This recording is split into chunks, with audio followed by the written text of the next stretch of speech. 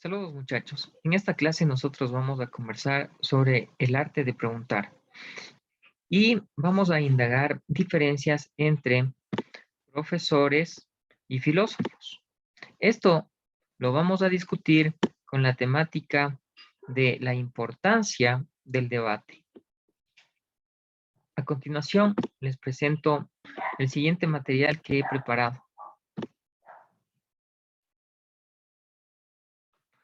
Bueno, resulta que en la antigua Grecia los primeros filósofos empiezan a cuestionar ideas religiosas centradas en los dioses, en los mitos, y ellos empiezan a indagar, Y el mejor. los, los elementos que forman la vida. Eso empieza a desarrollar un pensamiento crítico ante un pensamiento espiritual. Y desde ese punto de vista, aparecen en el plano social, en el plano de la convivencia, los sofos, es decir, los sabios, los actuales maestros, los catedráticos. Vamos a conocer un poco más de ellos en este instante. Filósofo griego que nació el 435 a.C. en la antigua ciudad de Cirene. Fue discípulo de Sócrates, pero a diferencia de él funda una escuela, la escuela cirenaica, en la cual se cobraba bastante caro si querías aprender. Una vez, un mercader con mucho dinero le pidió a Aristipo que se encargara de la educación de su hijo. Este le exigió a cambio una paga de 500 dracmas, una cantidad que al mercader le pareció exagerada, y dijo: por esa cantidad de dinero podría comprarme un buen burro. Por lo que Aristipo respondió rápidamente: hacelo, así tenés dos.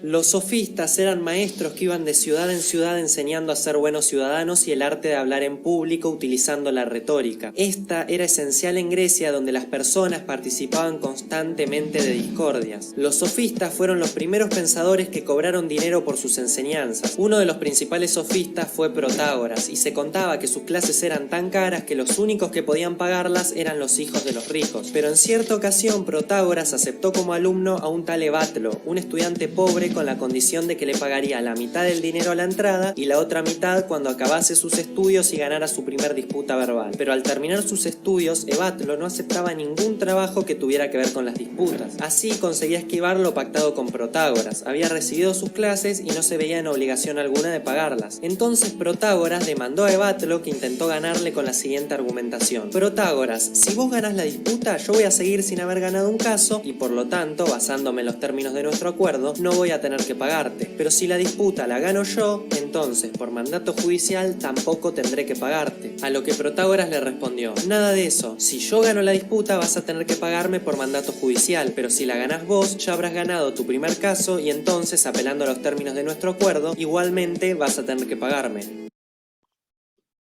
Bueno, como nosotros acabamos de ver en este video, notamos lo siguiente.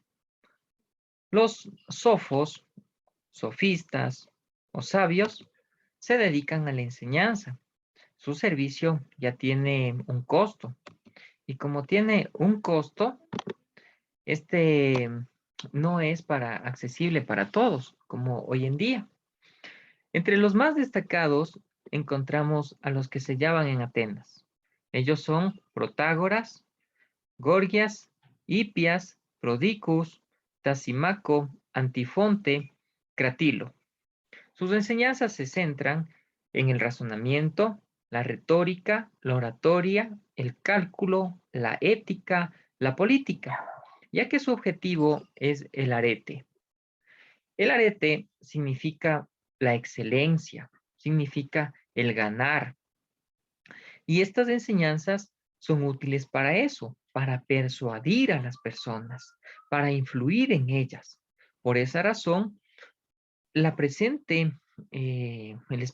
presente trabajo educativo se centra en que el hombre es la medida de todas las cosas.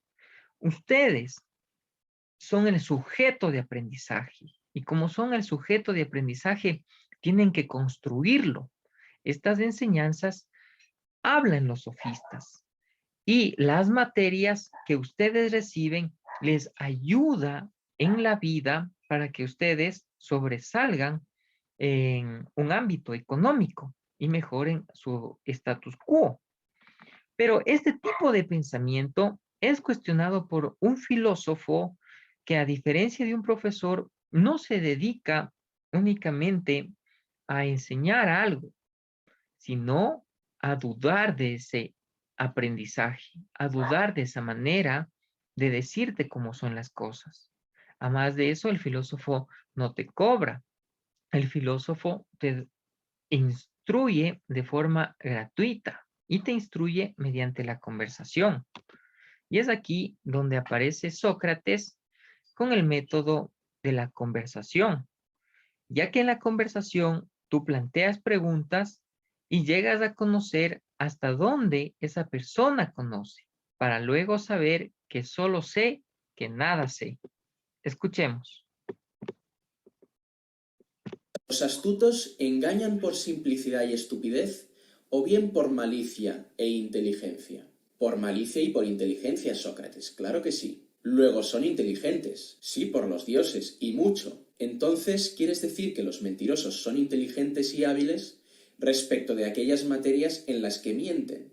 Quiero decir, que no mienten por ignorancia o incapacidad, sino que saben sobre aquello de lo que mienten. Así es. ¿Quieres decir entonces que los mentirosos son capaces, si quieren, de engañar en aquello en lo que engañan? En efecto, son muy capaces. Y decimos que son capaces los que hacen lo que quieren cuando quieren, ¿no es así? Claro que sí, Sócrates. Dime, Hipias, ¿no eres tú experto en cálculo, de los más expertos que existen? Más que nadie, por supuesto, Sócrates. ¿No es cierto que si alguien te preguntara qué cifra dan 700 por 3, tú podrías, si quisieras, decir la verdad sobre esto con rapidez y exactitud? Ciertamente. ¿Acaso porque eres el más capaz y el más hábil en estas cosas? Por supuesto. Y el mejor. Entonces, tú podrías decir la verdad sobre estas cosas mucho mejor que nadie, ¿no es así? Así es, sin duda. Pero, ¿y la mentira acerca de estas mismas cosas? Si alguien te pregunta cuánto dan 700 por 3, ¿serías tú el que mintiera con más precisión y mantuviera la mentira sobre este punto si quisieras mentir y no responder nunca la verdad? ¿O sería el ignorante el que podría mentir mejor que tú? ¿No es cierto que el ignorante, aun queriendo decir la mentira, muchas veces diría la verdad involuntariamente, por azar? Tienes razón, sí. Entonces, según lo dicho, resulta que tú eres el más capaz de decir la verdad y la mentira respecto al cálculo. ¿Ves que respecto a esto la misma persona es mentirosa y veraz y que no es mejor el veraz que el mentiroso? En efecto, son la misma persona y no son totalmente contrarios como tú creías antes. No lo parecen, ¿no? Partiendo de esto. Bueno, como nosotros podemos notar en este diálogo, el, el punto central de Sócrates es hacer caer a la otra persona que está equivocado en sus argumentos, que sus argumentos incluso son contradictorios. Y esta contradicción hace que su verdad tenga serias consecuencias. Pero no es fácil. ¿Por qué no es fácil? Porque nosotros solo escuchamos lo que nos dicen, lo que nos cuentan. Pero en el momento en que preguntamos es donde empieza el uso del pensar, el uso de la duda, el uso de descubrir en el argumento la verdad que nos presenta. Desde este punto de vista, nosotros llegamos a trabajar lo siguiente. Astutos. El método socrático.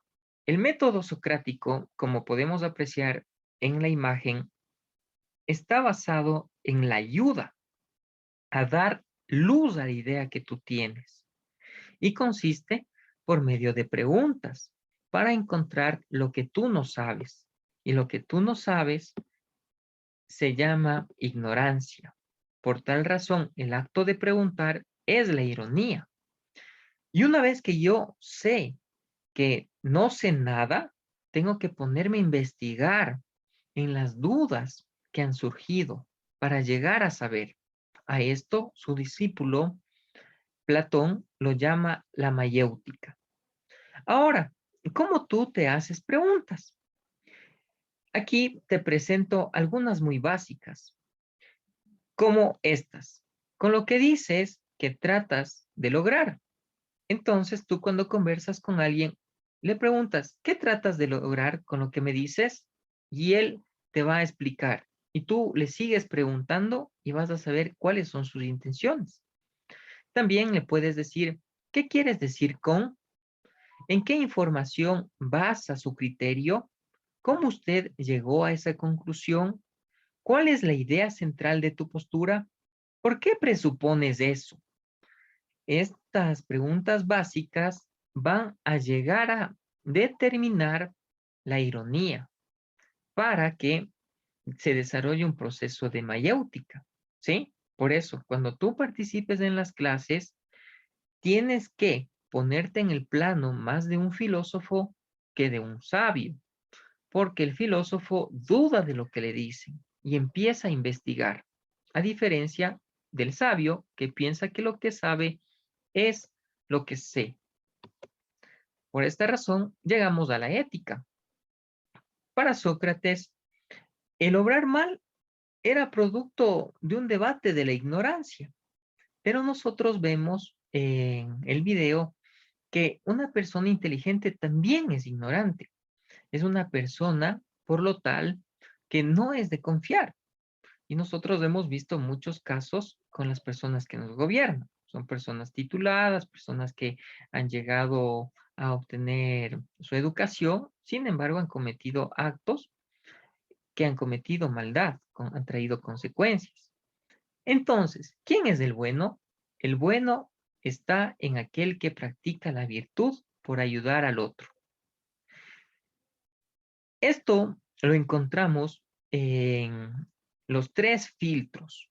La ética de la virtud para Sócrates consiste en que si la información es buena, es útil y es bondadosa, es verdadera.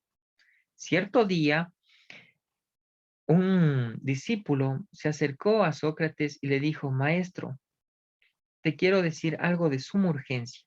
Y él respondió, ¿es buena esa noticia? Y él sabía que no era buena, que lo que tenía era un chisme, un rumor.